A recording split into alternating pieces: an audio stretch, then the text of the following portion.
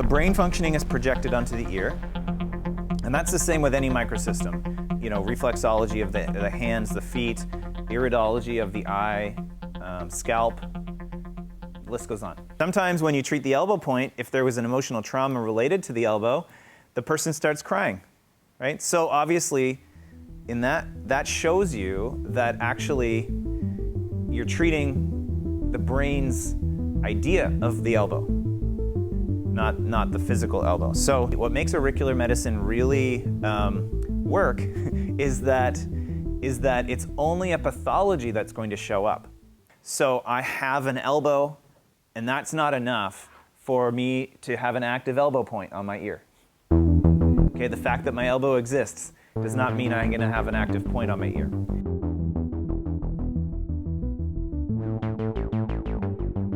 Only when there's a pathology.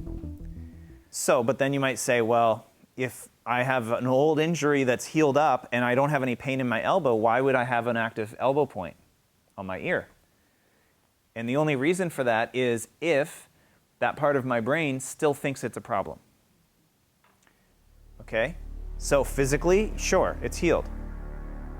But my brain still thinks that something is wrong there because it's been stuck in this loop pattern, or there's an emotional piece tied up in that has not been released, that needs to be released, related to the elbow. Only when there is a disturbance or a problem or a pathology is when you'll have an active point. Of course, that active point then is linked to the disorder.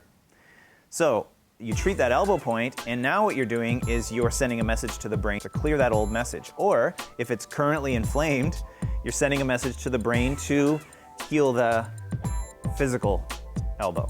Then the brain will send messages to calm down the inflammation, to relieve the pain, and speed up the healing. Clearly, if you have a broken bone that needs to be reset physically, manually, you know, you're going to have to still do that.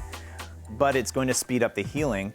But interestingly, even if you have a dislocation, for example, what you're doing is you're resetting the balance.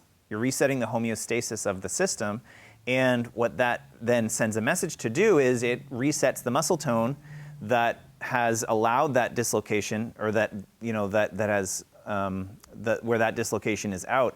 If you reset the muscle tone, and then it actually can sometimes just pop back in. Or it makes it easier to manually pop it back in, for example, right? But at the very least, it speeds up the healing process. Remember that it's always communication back and forth between the projection and the brain. This is what's happening.